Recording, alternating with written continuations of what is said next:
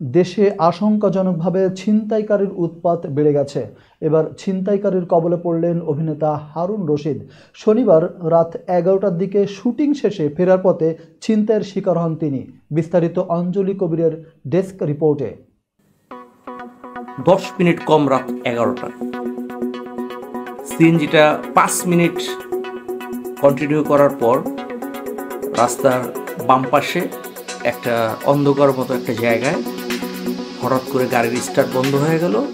বাংলাদেশে আশঙ্কাজনকভাবে ছিনতাইকারীর উৎপাত বেড়ে যাওয়ার মধ্যে এবার শিকার হলেন জনপ্রিয় অভিনেতা হারুন রশিদ।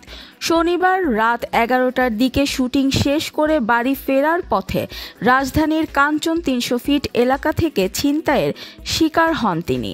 এই বিষয়ে সামাজিক মাধ্যমে একটি স্ট্যাটাস পোস্ট করেছেন হারুন রশিদ, যেখানে তিনি লেখেন, কাঞ্চন 300 ফিট থেকে কুড়িল বিশ্ব রোড, রাত বিরাতে সাবধান। আজকে আমি কট খেয়েছি, কাল আপনি খেতে পারেন। ওই রোডে রাতে সিএনজি স্টার্ট বন্ধ হলে ধরে নেবেন আপনি কট, যেমনটা আমার সাথে হয়েছে। শরীরের উপর দিয়ে যায়নি, টাকার উপর দিয়ে গেছে। নাটক করি বলে মোবাইলটা দিয়ে গেছে। ধন্যবাদ ছিনতাইকারী ভাইরা। অভিনেতা জানান, কাঞ্চন ব্রিজ থেকে সিএনজিতে উঠেন তিনি, কিন্তু 5 মিনিট যাওয়ার পর গাড়ির স্টার্ট বন্ধ হয়ে যায়। সিএনজি চালক গ্যাসের সমস্যার কথা বলে গাড়ি থামিয়ে দেন। তারপর অন্ধকার একটি জায়গায় 2টি বাইক এসে তাকে ঘিরে ফেলে। ছিনতাইকারীরা চাপাতি দেখিয়ে তার কাছ থেকে 9,000 টাকা ছিনিয়ে নেয়।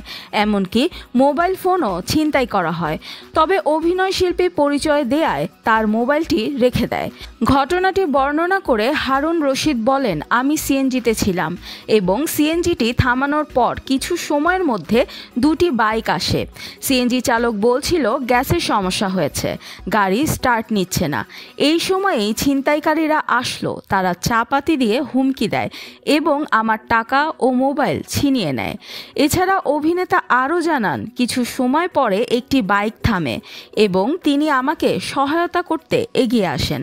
এরপর আমি পুলিশকে জানিয়েছি, তবে আমার মনে হয়েছে আইনানুগ ব্যবস্থা নেয়ার মধ্যে কোনো লাভ নেই।